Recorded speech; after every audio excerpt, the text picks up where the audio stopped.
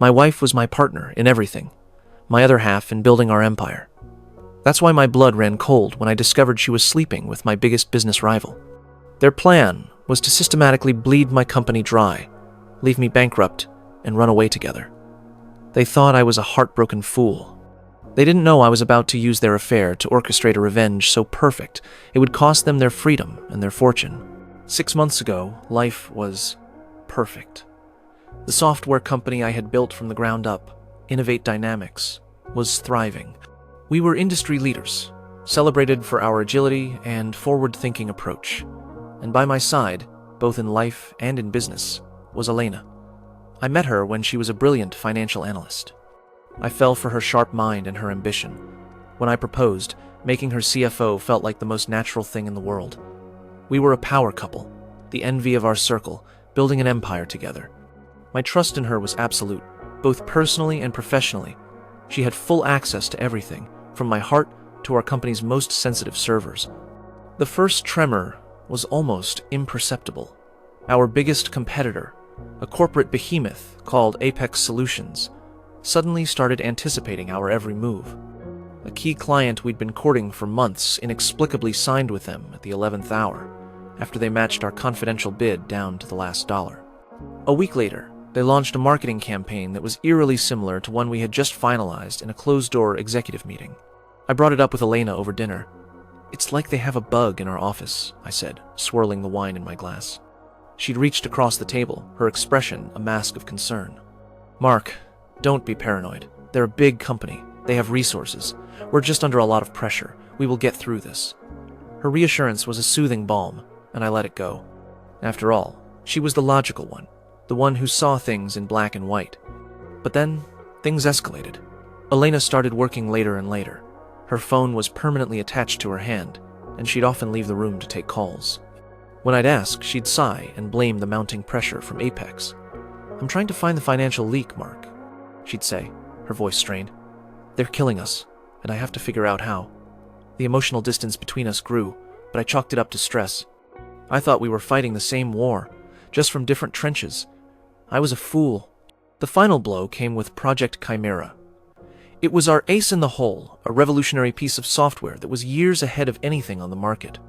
It was developed under the tightest security, accessible only to a handful of people, including me and my CFO, Elena.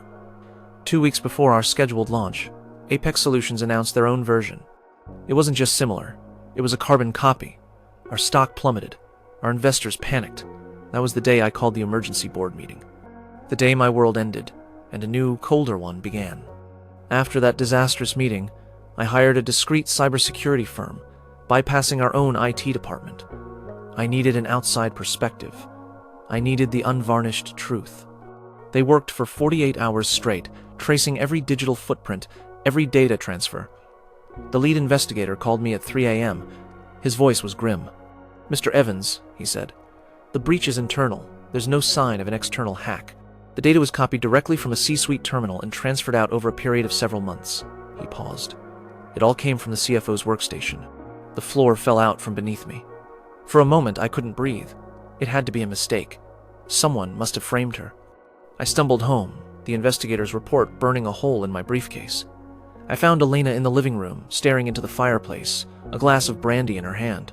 I didn't waste time. I laid the printed report on the coffee table in front of her. Her composure shattered instantly. Tears streamed down her face as she confessed. But the story she told was one of victimhood. She claimed she was being blackmailed. An old, foolish mistake from her university days, she said, had fallen into the wrong hands. They threatened to expose her, to ruin not just her reputation, but my company and my life. She swore she only did it to protect me. "I was so scared, Mark," she sobbed, collapsing into my arms. "I didn't know what to do. They had me trapped." And I, the loving husband, the man who wanted to believe in the woman he married, held her and felt a storm of emotions, fury at the faceless blackmailers, and a deep, painful pity for my terrified wife. "We'll fix this," I told her, my voice low. "I'll protect you. We will find these people, and we will make them pay." A part of me, however, remained cold and skeptical. Her story was full of emotion, but critically short on details. It was in that moment, holding my sobbing wife in my arms, that I made a decision. Publicly, I became her defender, her rock, vowing to find and destroy her tormentors. But privately, my hunt had already begun. Except the prey wasn't some faceless blackmailer. The prey was my own wife. And I didn't know it yet, but the truth I was about to uncover was 1,000 times more depraved than simple blackmail. It was a betrayal so profound it would make my blood run cold. The PI's report arrived a week later in a plain manila envelope. It didn't contain tales of shadowy figures or threatening letters. It contained photographs. Photos of Elena laughing over candlelit dinners with another man. Photos of them kissing passionately outside a boutique hotel. The man was Julian Vance, the newly appointed head of strategy at Apex Solutions. The architect of their recent success, my direct competitor. The report was meticulous. It included bank statements from a secret account Elena had opened, showing deposits totaling over $200,000 from an offshore shell corporation linked to Apex. The blackmail was a lie, a sick, twisted fantasy she had created to cover her tracks. She hadn't been blackmailed into betraying me. She had done it willingly, eagerly, for her lover. Their plan was as simple as it was evil. She would bleed my company dry from the inside, feeding Julian every piece of strategic data he needed to crush us. Once Innovate Dynamics was a smoldering ruin, she would file for divorce, paint me as a failed businessman, and walk away with her lover into a comfortable, wealthy new life funded by my destruction. The heartbreak was a physical thing, a crushing weight in my chest. But as I sat there in my car, staring at the pictures of my wife in another man's arms, the sorrow began to cool, to harden. It morphed into a calm, focused, diamond-hard rage. Confronting her now would be useless. It would only give her the satisfaction of seeing me broken, to number. They didn't deserve a messy, emotional confrontation. They deserved a reckoning. They had played a game of corporate chess, using my heart as a pawn. Now, it was my turn to make a move. That night, I went home and played the part of the devoted husband. I held her. I told her we would get through this together, and I watched as the relief washed over her face. She thought I was a fool. She thought she had won. She had no idea she wasn't playing against a heartbroken husband anymore. She was facing a man who now had nothing left to lose. My plan wasn't just to get even. It was to use the very trap she had set for me to burn her entire world to the ground, using the fire she had started. My revenge began with a single, fabricated document. I called an emergency late-night meeting with the few board members I still implicitly trusted. I laid out a plan I called Operation Scorch. It was a masterpiece of desperation theater. I proposed we sell off 2 of our most stable, profitable, but secretly aging subsidiaries to generate immediate cash. Then, we would pour every last cent into a high-risk, unproven R&D venture. It was a Hail Mary pass, a move so reckless it would scream panic to any observer. I knew Elena would have the minutes of that meeting on Julian's desk by morning, and she did. As predicted, Apex Solutions moved immediately. Guided by Julian, they bought our 2 subsidiaries at an inflated price, thinking they were acquiring our crown jewels. Simultaneously, they began to short our company's stock, betting billions that our share price would crater once news of our desperate R&D gamble went public. They were walking straight into the spider's web. Because Operation Scorch was a phantom, a ghost story designed for an audience of 2, Elena and Julian. The real plan, which I had been negotiating in absolute secrecy for the past week, was far more elegant. 2 days later, just as the market opened, the news broke. Innovate Dynamics wasn't pivoting to a risky new venture. Innovate Dynamics was being acquired. Not by some small player, but by one of the largest tech conglomerates in the world. They didn't just want our Project Chimera tech. They wanted our entire team and infrastructure. The deal had been signed the night before. Our stock didn't plummet. It didn't even drop. It exploded, surging over 200% in pre-market trading. The effect on Apex Solutions was cataclysmic. They were caught in one of the biggest short squeezes in the history of the tech sector. To cover their position, they had to buy back our stock at its new stratospheric price. Their losses were estimated to be in the hundreds of millions. The 2 stable subsidiaries they had just bought from me were now a massive drain on their dwindling resources. In a single morning, Julian had single-handedly crippled his own company. My company was saved, stronger than ever, and I had used my wife's treachery as the weapon of their destruction. I was waiting for her when she got home that evening. The color had drained from her face. She had clearly seen the news. "Mark, what happened?" she stammered. "The plan, the R&D." I didn't say a word. I simply slid the manila envelope across our polished oak dinner table.